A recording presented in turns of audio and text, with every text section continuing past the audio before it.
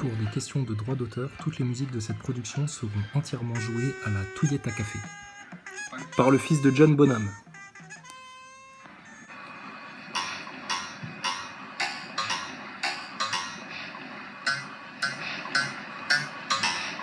Indépendant de la Terre, ce qui nous permet aussi de produire par hydrolyse notre propre oxygène, par électrolyse notre propre oxygène.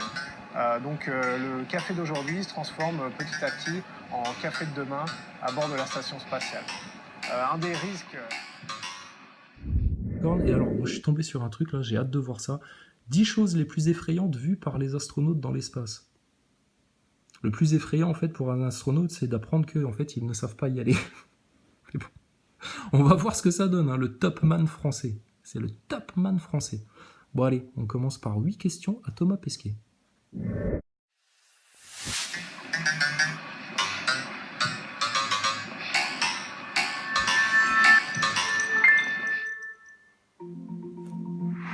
Waouh!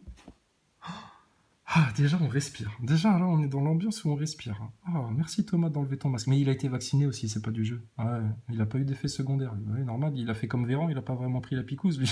Il fait partie du plan. Alors, après Proxima, comment appréhendes-tu ton deuxième voyage dans l'espace, Thomas? Excuse-nous, on va te poser des questions. Bon, on aimerait te poser des questions plus techniques. Est-ce que vous avez pris des photos lorsque vous avez attaché de manière correcte ce sac de rangement que vous avez improvisé en remplacement de panneaux thermiques que vous avez paumés dans l'espace? Ça, c'est dans ta conférence au Bourget. Autre question technique, on aimerait savoir pourquoi tu dis à des enfants en interview, que tu te rends pas trop compte de la vitesse quand tu es à côté de la station spatiale en sortie extravéhiculaire, mais tu te rends compte que vous allez très très très très vite quand vous voyez la Terre tourner sous vos pieds, à 400 km d'altitude. Faudrait savoir, hein. Pourtant, quand vous nous montrez vos vidéos de sortie extravéhiculaire, ce qu'on voit de la Terre, c'est un plan totalement statique, ça bouge pas.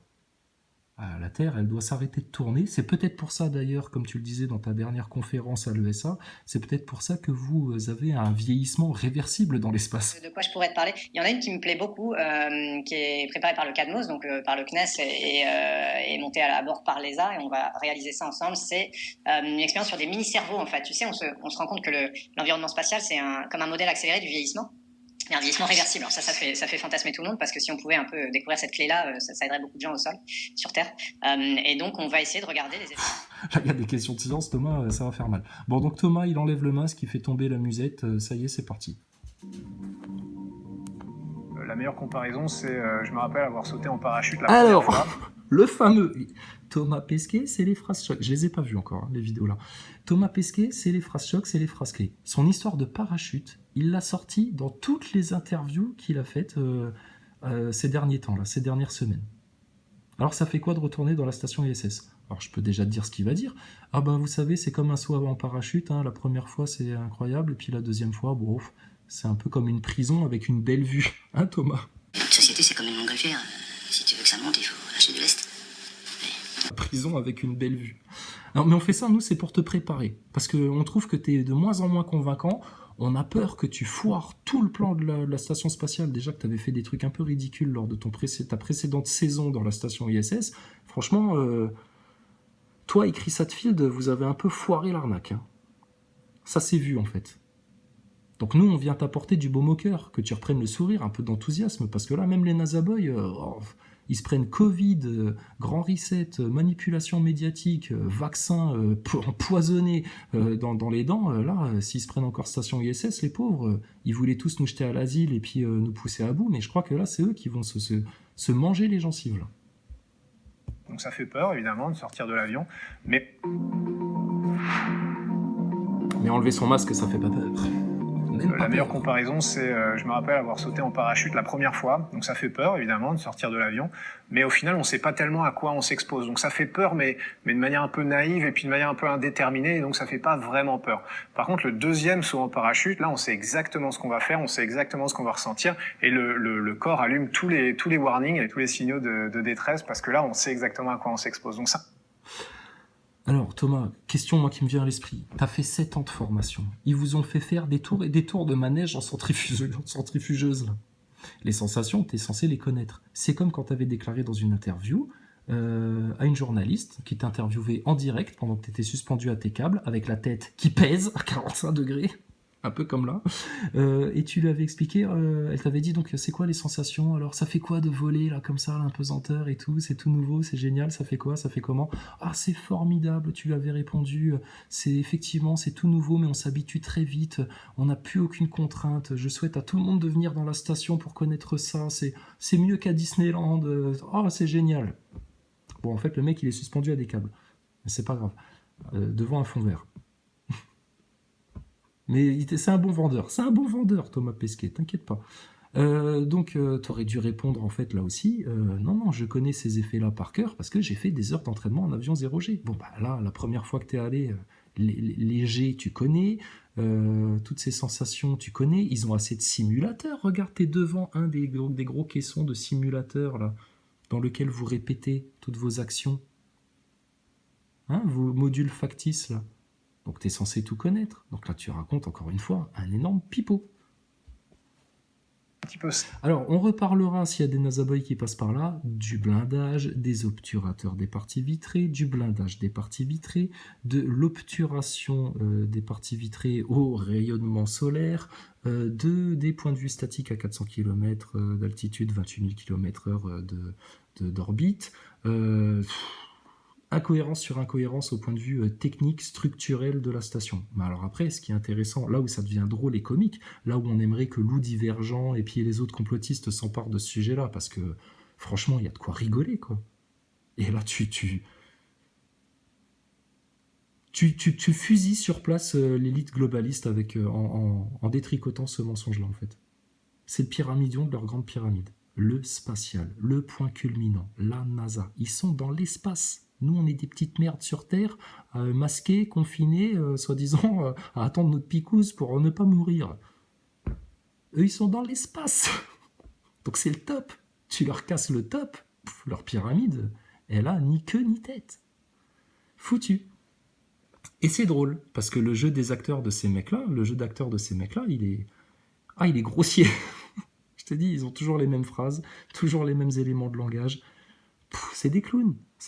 Un peu comme Maxime Nicole, Éric Drouet, Jérôme Rodriguez, François Boulot et Juan Branco. Des clowns, des acteurs de l'élite globale, placés devant les yeux du public pour te confondre et te manipuler. Allez, vas-y Thomas. Ça, la deuxième mission. La première, les risques, on les calcule, enfin on les calcule pas, on fait attention évidemment, mais ça nous passe au-dessus, en fait, de tout ce qu'on veut, c'est y aller. La deuxième, Ah d'accord, ça c'est pour la première fois, pardon.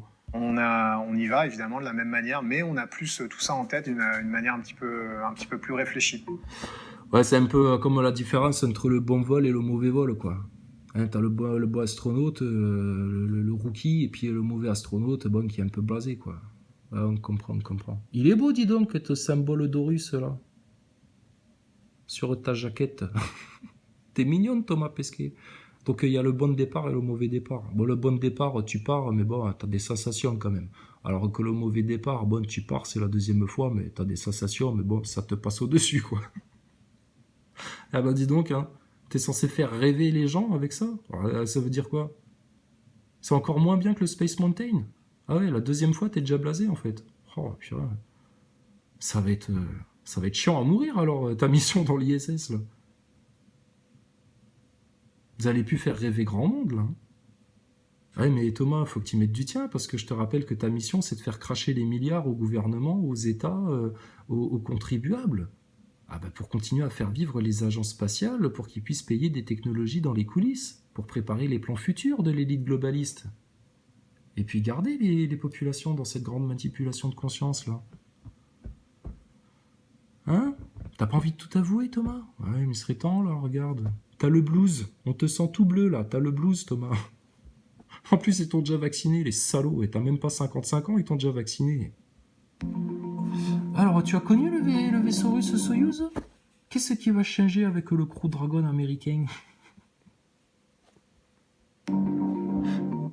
Toujours les mêmes questions.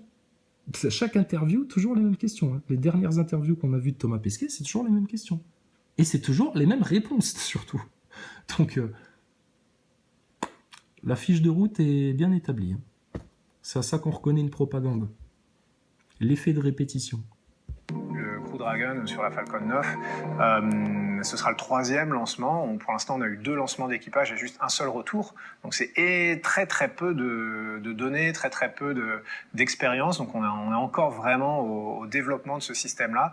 Et évidemment, quand on est dans l'enfance d'un système technique, avant d'avoir des milliers d'heures de réussite, eh ben, le risque est un petit peu plus élevé et la manière d'approcher ça est un peu différente. En gros, il vaudrait mieux partir en Soyouz. Mais bon, t'inquiète pas Thomas, ça va bien se passer. Nous, on s'amuse pas à prendre des paris sur est-ce que les patrons de Thomas vont le faire péter dans sa fusée parce qu'ils ont peur qu'il leur sabote toute la production, tout le film. Tu sais, c'est comme un film dans lequel t'as un mauvais acteur. Un film où le scénario peut être bien écrit, les dialogues bons, la viande est bonne, les petits pois sont bons, la crème est bonne. Et si l'acteur est mauvais, le film il est pérave. Voilà, c'est un peu ce qui vous arrive, hein, le SA. Hein. Ouais, donc nous, on a peur que tes patrons, finalement, tu leur sois plus utile mort que vivant. On te le souhaite pas. Nous, on te souhaite d'avouer, de te libérer de ce grand mensonge-là. Parce que tu sais, juste avant le décollage, que se passe-t-il dans ta tête, Thomas, à J-5, là, bientôt?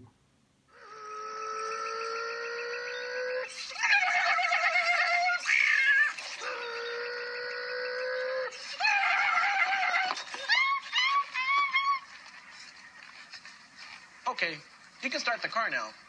But if I hear any of those things, you failed.